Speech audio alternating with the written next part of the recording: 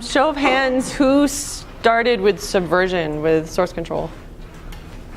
Awesome, I'm mostly talking to you guys. Who started with CVS? Yes. Darks?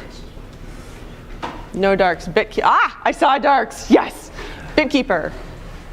Mercurial? A couple people. All right, cool. So this is mostly geared at Subversion users who are transitioning into Git. Hopefully you'll still get stuff out of it if you're not a Subversion user. We'll see. You can tell me afterwards. Leave me feedback and be like, that was terrible. And that's fine. This is not a how do I use Git talk. This is not a like tips and tricks with Git. This is more of a conceptually what is my Git repository and how do I move around inside it. This is also not a talk about the binary format of Git objects, like the actual files. That's a really interesting topic, and you should give a talk on that topic. This is not that talk, so if that's what you're expecting or looking for, feel free to leave. I won't be offended, I'll be a little sad, but I understand if that's what you're looking for, and that's not what this is, I understand. What? Sorry, yes. I forgot to take care of one thing. Can you reach up and turn that video camera on? It's okay, I don't need it, that's fine. We want people later on to be able to. Right, I'm good?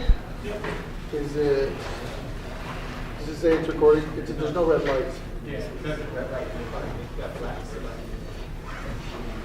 Good? Good, okay. Yeah, so I'm Gemma. That's where you can find me on Twitter, GitHub. I'm not super interesting, so we're just going to talk about Git. Can everybody hear me okay? In the back, anybody? Yes. All right, I saw nodding heads. Excellent.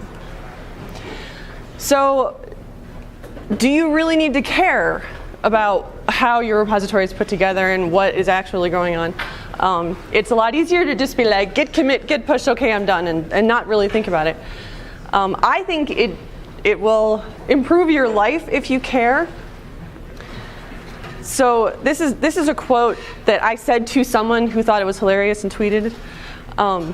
You have magical Git fingers that destroy whatever project you're working on, and this is something that happened with this particular individual multiple times in the course of like 2 or 3 weeks because he didn't have a great grasp on what was going on inside the repository. Kent Beck. Who knows who Kent Beck is? Seriously? Okay, so Kent Beck is sort of the father of Agile software development, and this is something that I liked. Who understands what he's saying? Who does this make sense to right now? A couple people. It didn't make sense to me when I first saw it, so don't be shy. And that's fair. It'll make sense by the end, hopefully. This is my favorite Git quote. Git gets easier once you get the basic idea that branches are homeomorphic endofunctors mapping submanifolds of a Hilbert space. Does that make sense to anybody? Okay, my favorite story here, I thought it was hilarious. I just assumed it was a joke, thought it was hilarious, and I made it my instant messaging status. My mother saw it.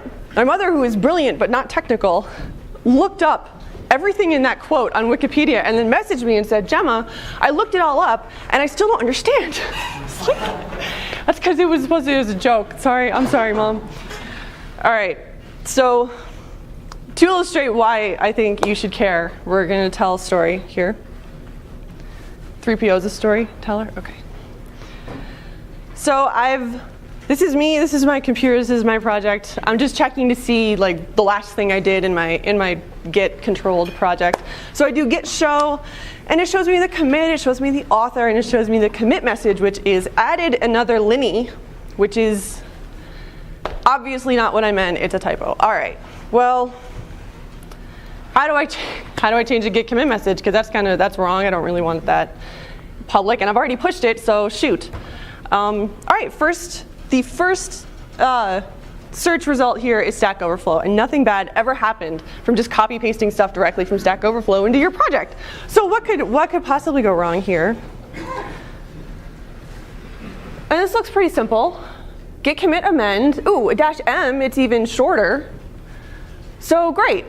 Okay, so I'll just do that, no problem. So okay, I've added another line, I do the git show, it's fixed, beautiful. All right, I'll just push this up. To origin, rejected. Master failed to push some rep store updates. Rejected. Git pull. Oh, I need to. Okay, I just need to git pull. No problem.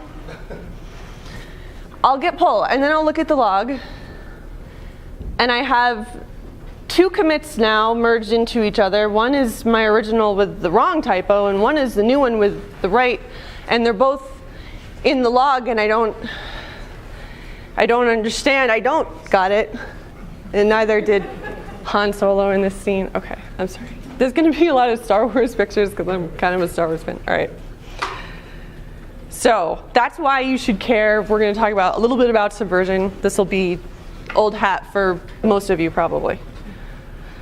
So hallmark of subversion, centralized access, centralized version control, where you have a central server sitting in a data center, in your data center, whatever.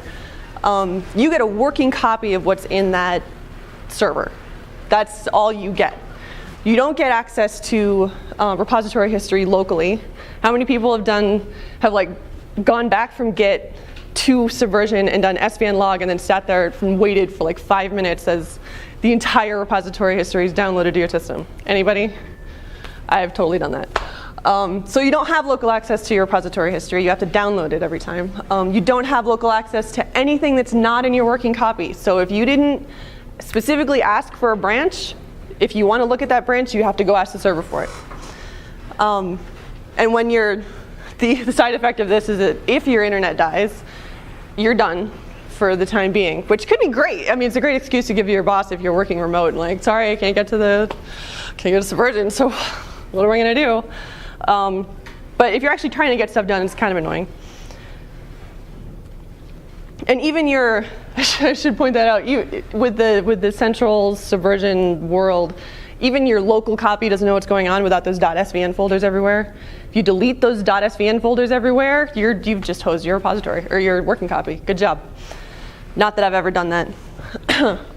So the repository model itself is really based on the file structure, just like what we all are familiar with in a modern computer, modern PC, modern Mac, whatever. Branches are copies of directories. So in the Subversion repository model, if you're branching, you're copying files. If in Subversion, if you're tagging, you're copying files. You're literally copying things. Your local working copy is completely tied to the repository files and directories. So this is a screenshot of Sublime Text. Who uses Sublime Text? Anybody? Yes, awesome, love Sublime Text. So I had my entire, the whole Subversion repository checked out with all of the branches and everything, and it's huge. It was approaching a gigabyte with that. It was enormous. It was just very large. Oh yeah, the last time I gave this, there was a different talk on the same day that was about version control in general, and the guy giving the talk just sort of glossed over Subversion, saying Subversion is awful, and moved on. This is part of why people don't like Subversion. If you're a Subversion fan, my apologies. I really hate it. The commits in Subversion. So we've talked about sort of the repository model. We've talked about the centralized access.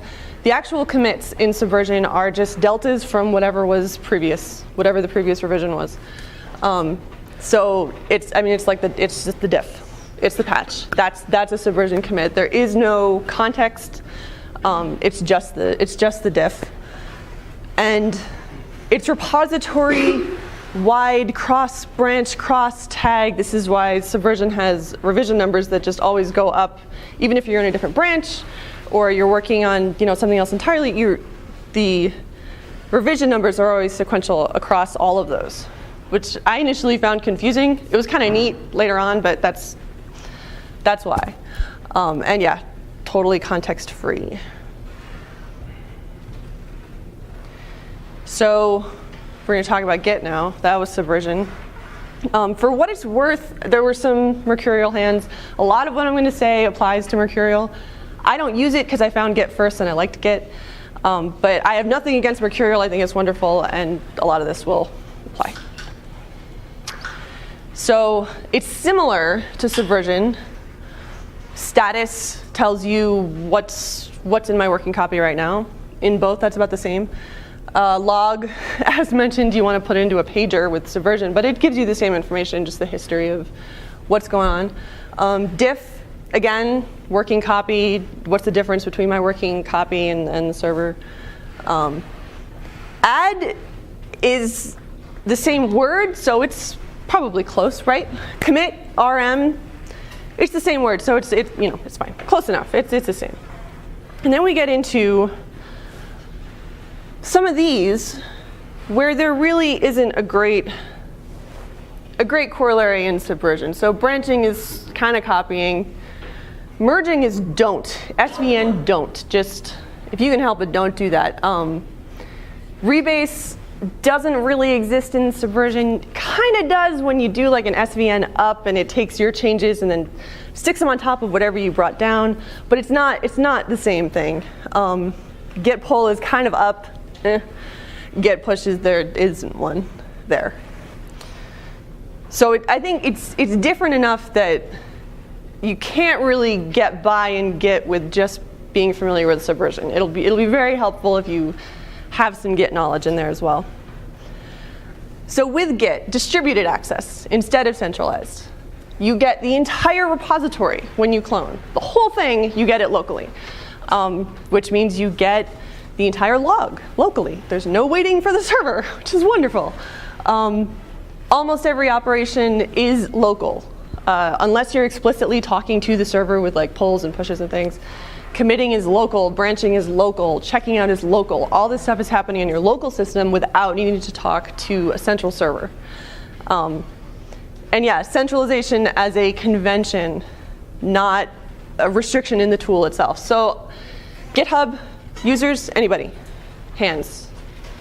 Almost everybody, awesome. All right, so GitHub is a choice that Git users make to say, this is convenient, I want to share stuff with other people. GitHub is a convenient place for me to do that. You don't have to do that if you're using Git. It's a convenient choice, but it's not a necessary one. All right. So Git has a graph-based repository model. Who has formal education in computer science? Wow. OK, so who's familiar with graph theory? A couple people, awesome. I don't. My undergraduate degree was violin performance. So I learned all this stuff off the internet. If you professionals see anything that's like blatantly wrong, please let me know. It should be OK. But graph-based repository model for most people. What? It's funny because his name is Wat. OK. We're just going to take a little detour into data structures and algorithms. This is a graph. This is a graph. Canonically, one or more nodes connected by one or more edges. So we have nodes, sort of the vertices of the triangle here, and edges, the lines connecting the nodes. That's a graph. In graph theory, that's a graph. So this is a directed graph. You notice it's almost the same, except now the edges have arrows.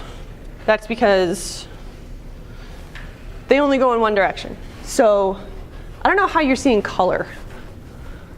That's kind of all the same color, isn't it? OK, well, for the record, this is blue and this is green. Just, all right. You can get from blue to yellow, and you can get from yellow to green, but you can't get from blue to green without going through yellow, because you can't go backwards down that edge. Everybody tracking so far? Anybody not tracking, I should say? All right. This is a directed acyclic graph. So if you follow the edges, you can't get from one node and back. You can get from the bottom up to yellow, and you can get from bottom up to yellow in two directions. But if you start like here, you can't get here, period. There's just no way to do it. There is no there and back again with the directed acyclic graph, commonly called a DAG, D-A-G. This is a Git repository. Does this look familiar? Directed acyclic graph and trouble clicking. Git repository. So your this is what your Git repository is. Okay. And just to compare with Subversion again, files and directories and folders and everything on your file system, and graph, directed acyclic graph. Commits. Subversion, we had delta commits that were totally context-free. Subversion commit doesn't know anything about anything except its delta, except its diff, that's it. Git commits are snapshots of your repository at that whatever time it was that you made the commit, which means it knows about itself, so it has the diff, just like in Subversion, it's got the delta there, but it also knows where it came from. The SHA signature, like the hash in Git, is the hash of the entire snapshot, so it's the hash of like the delta plus where it came from. So if every commit knows about itself and it knows where it came from, then you can start at any commit in your repository and get all the way back to the beginning just by following the path that each commit defines. And that's how your Git repository turns into directed acyclic graph. Because this commit knows about this one and this one, doesn't know anything else, just knows those. This commit knows about this one, and this commit knows about this one. So, and you can just follow all the way. It's very convenient, it's very light, it's very elegant, in my opinion.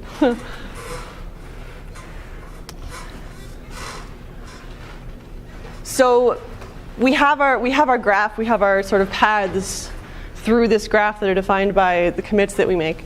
A branch is a dynamic name for one of those paths. So we have a master branch that's like the default that everybody starts with is your master branch. We have your foo branch. These are naming the paths all the way through. Make sense? Okay. A tag, on the other hand, is a static name for a specific commit. So here we have v5.3, our tag. That's not going to move because it's static. The branch will move when we make a new commit. The tag will stay where it is.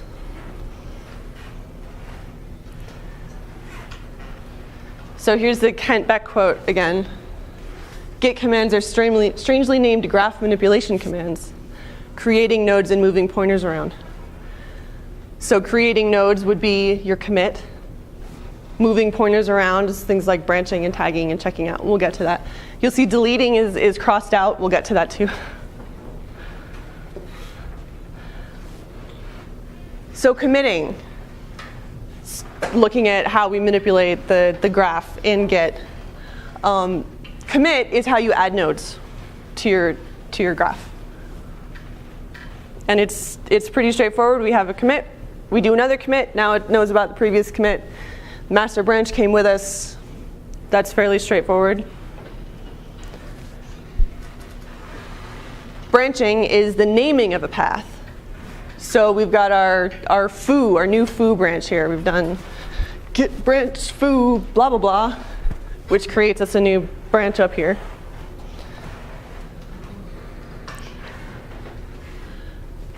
And if we check out this commit here, which is where foo started, and make 2 more new commits, we've got a new path here. So foo has now defined a new path through the repository. Any questions on any of this? Okay. Merging lets you pull paths through the repository back together. So we had our master here, and we had foo over here, and we checked out what was master right here, merged foo into it, and now we've got this nice commit here that knows where it came from, so it knows both places, it knows both other branches, and it's our new master. Beautifully combining our paths. Who rebases on a regular basis? A couple people. Yes, excellent. Me too. Who is terrified of rebasing and never wants to see it? Yes. Excellent. All right, that's how I started. So rebasing you're redefining a path. You've got a path defined already, and you're saying, actually, just kidding, it's going to be something else now. So with this one, we've got our foo that started here. We made a couple of commits here, and now we've got foo. So now we're going to say get rebase master, which is going to say, actually, we want foo to start from master instead of from here. So initially, this was here. The arrow was pointing here. Now it's here. We've redefined the foo path. Any questions? I saw a couple furrowed brows. No questions. Okay. Why would you do that? Because you want your history to be pretty.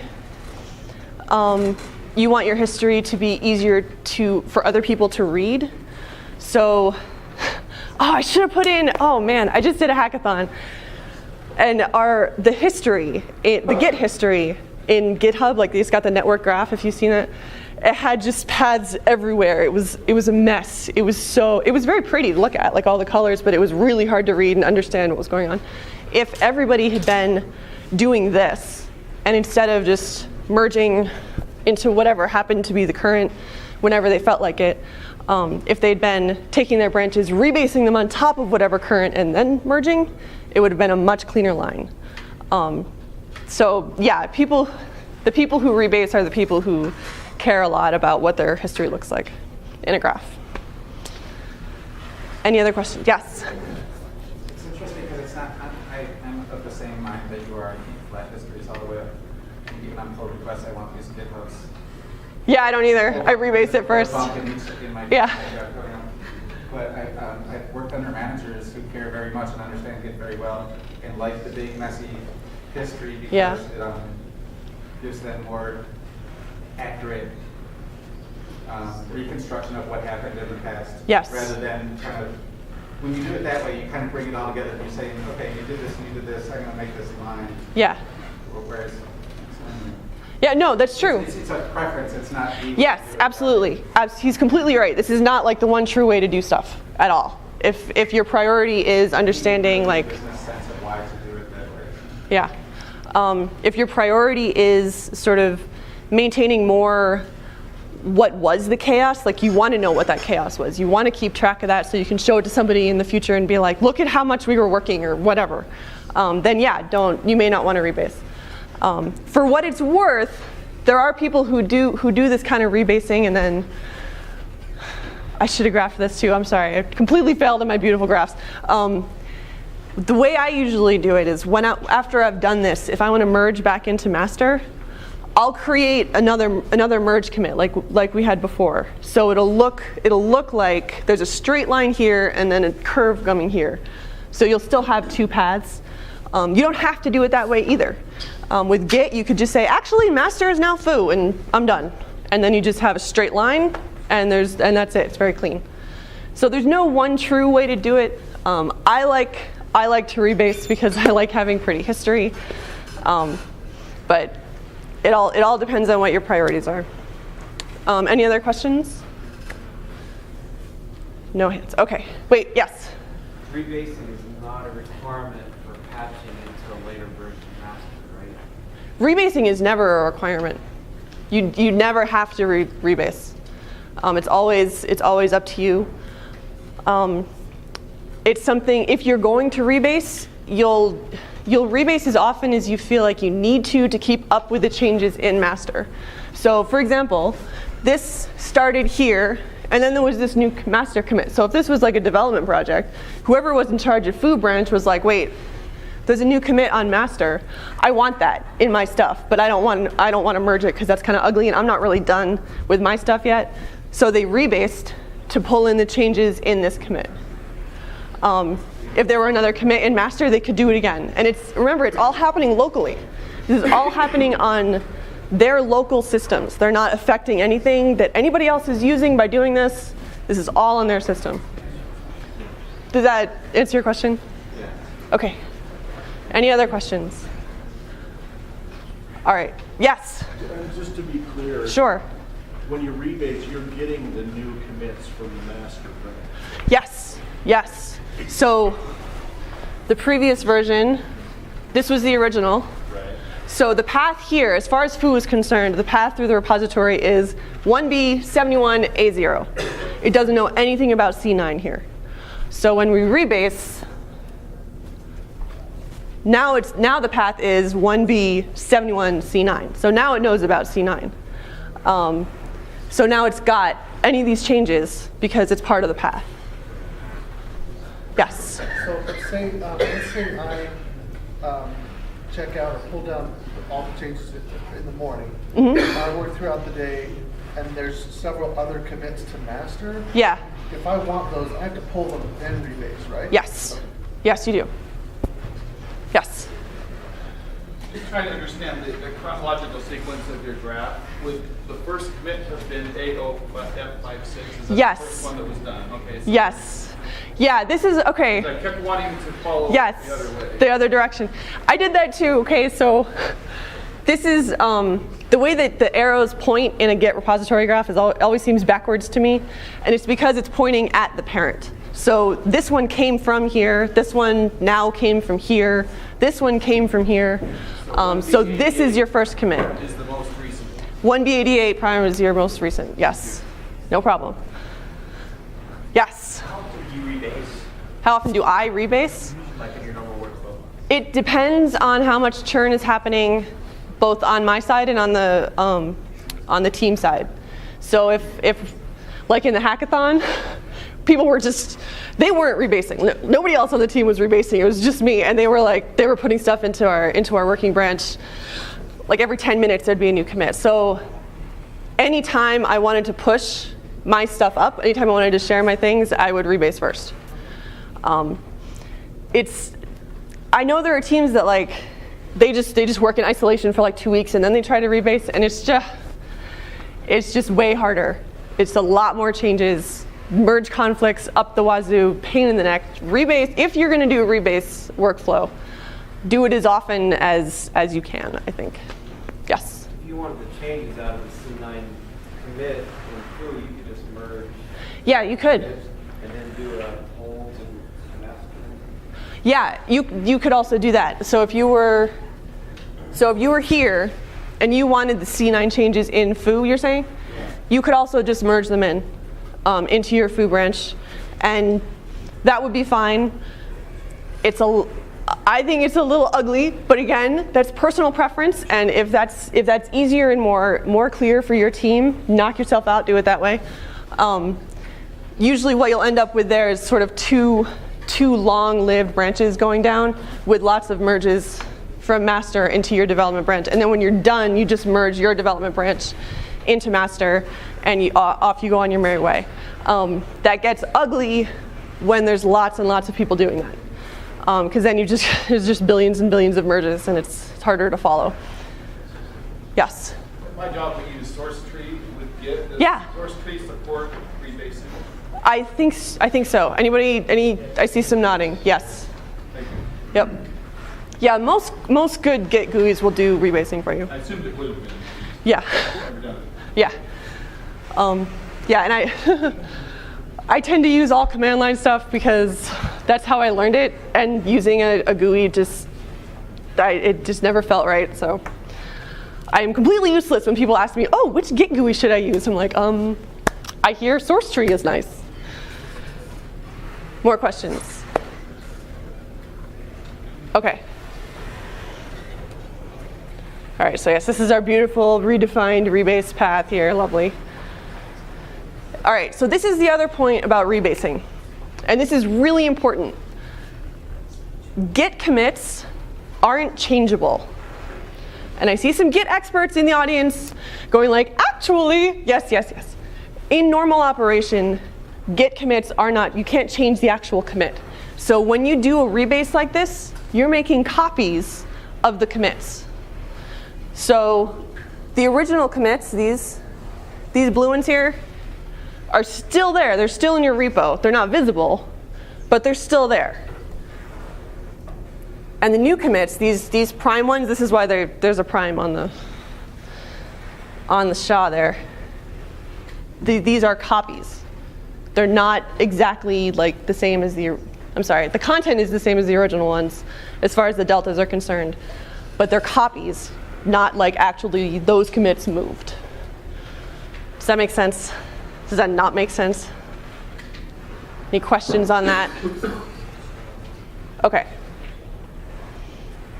And if you raise your hand and I don't see you, like, just shout at me, because there's a bunch of people. All right.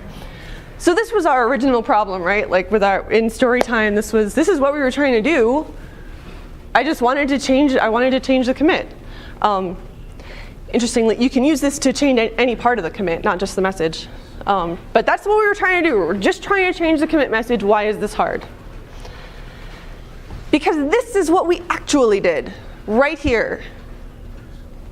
Git commits are not changeable. So we didn't actually change the commit we thought we were changing. We copied it and changed that one instead.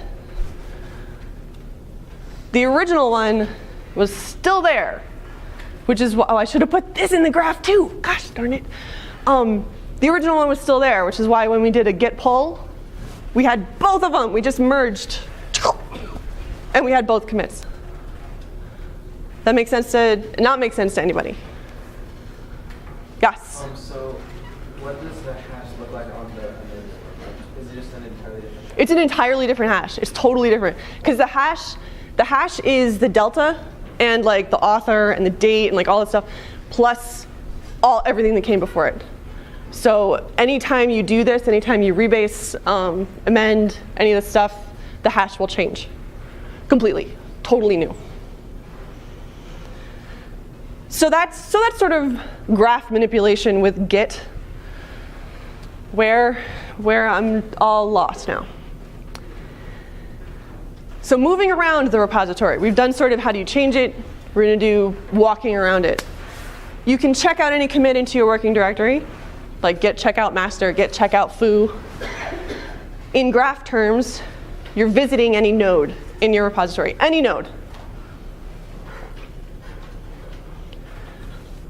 Git keeps track of where you are with a tag called head, and this is an automatic thing that you don't have to touch. It just follows you around everywhere. So for example, in this example, what's checked out right now? Foo, yes. Very good, class. When you check out another node, another commit, another branch, another tag, anything, head comes with you. So git checkout master, we're now on the master branch, and here's head.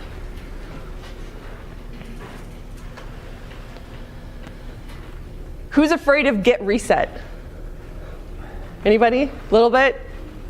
I'm still kind of afraid of git reset because it does some funny things depending on the options you give it, and it's like, what did I just do to my... But so this is what happens with reset. It's very similar to checkout, except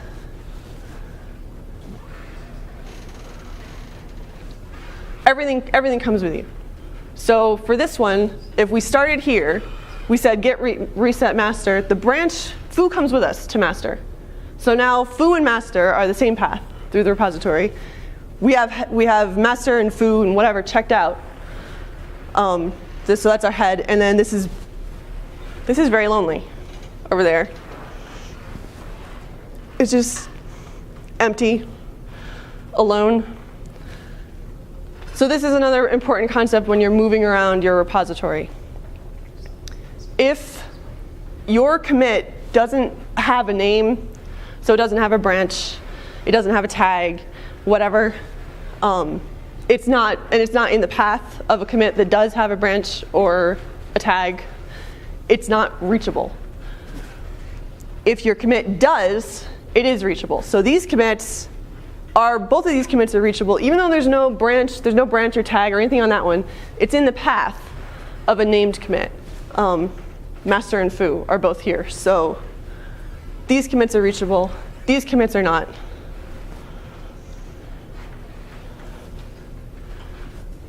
Merging these unreachable commits into your reachable commits makes these commits reachable, because now they're in the path of a commit that has a name. And this is where it's important. Reachable commits, so commits that have a name or are in the path of a name are stored in your repository forever and ever and always. Will not ever remove them. They're there forever. They will show up in git log in the official, this is my repository history. If you do like a -- all, you'll see every single reachable commit in your repository. Unreachable commits, so that's these red ones here that I swear are red if I click on them. There we go, now they're red. Okay, so unreachable commits, the red ones. No names, no tags, nothing. Will be automatically garbage collected after 30 days. That number is configurable. If you want it to be more, you want it to be less. But that's the default. By default, they'll stick around in your repo for 30 days and then they're gone. Just deleted. They will not show up in git log at all. And you cannot get to them unless you know the hash, like the SHA-1 hash. Any questions on reachability or anything I've covered so far? Yes? Can you go back to the previous slide? This one? One more?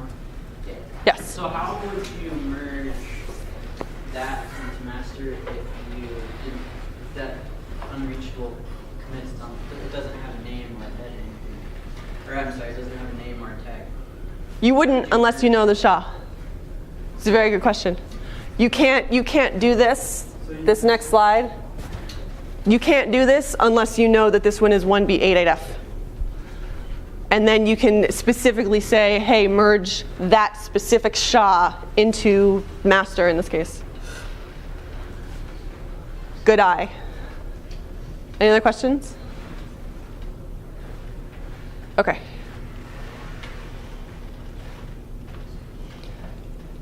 So resetting or rebasing or amending a branch will make its old location unreachable because you're making copies of those commits for your rebase or your amend, and for your reset, you're like literally moving the branch itself. So you're making the original location unreachable. But if you keep track of, and this is what you were saying, if you keep track of the SHA, you can get back to it, which is very handy when you do a reset and it goes all wrong, or you do a merge and there's a billion merge conflicts that you knew weren't supposed to be there, and it's very confusing. You can always get back to where you came from. And you don't have to worry about keeping track of the SHA yourself, because I'm bad at clicking. The ref log. Git keeps track of the SHA for you. So this is like every head that ever was. So anything you ever had checked out, anytime you did git checkout what master, git checkout foo, or git checkout 1B8F, or git checkout anything else, version 5.3, Git keeps a log of that for you, and this is the log. So if you think you've lost something, there was something you were working on and you reset your branch accidentally, and then you pulled, and then there's more stuff from origin, and you don't know what happened to your original changes. They're here. Unless it's like 6 months later, then they're gone, and I'm sorry, that's it. Think of it as sort of the footprints. If you're moving around your Git repository, these are your footprints. I forgot to say this.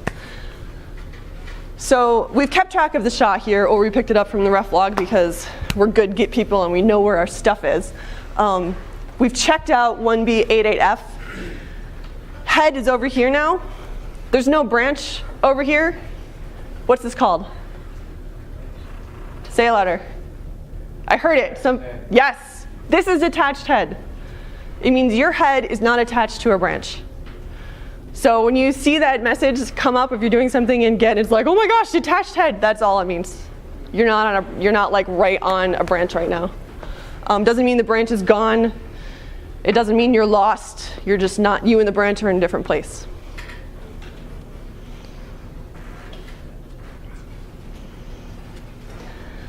There are Other excellent things about Git that are wonderful that I have not talked about, that if you're confused about, I'm happy to answer questions, but unfortunately, I had a time limit on my talk. Merge conflicts, royal pain in the neck. Biggest piece of advice there is find a good three-way merge tool and use that. And if you don't know what that is, Google it and find one that you like, set it up with Git and use it. It's like a billion times easier than trying to do stuff manually.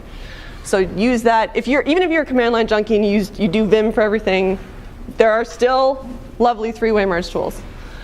I only use one non-terminal program altogether, and it's for that. It's called Meld. Yeah. Awesome. Yes, beautiful.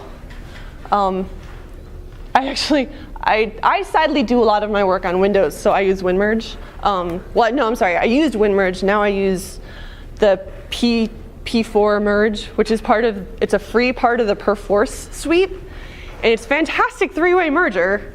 If you haven't tried it and you're on Windows, it's really nice. The staging area, I don't really have a one-liner for that. It's really cool.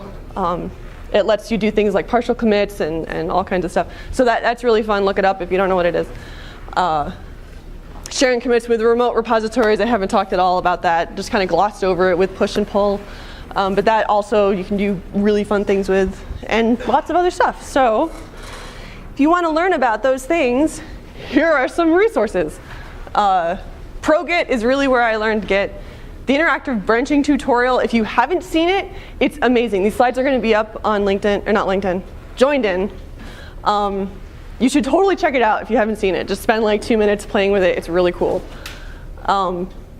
If you're still not on board with decentralized version control versus centralized, this is the introduction for the Mercurial tutorial.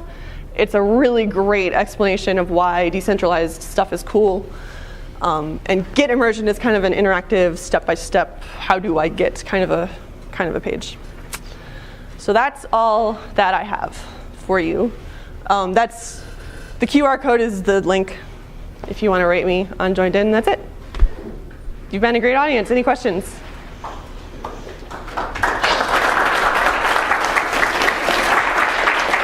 Like the most reluctant applause ever. Any questions?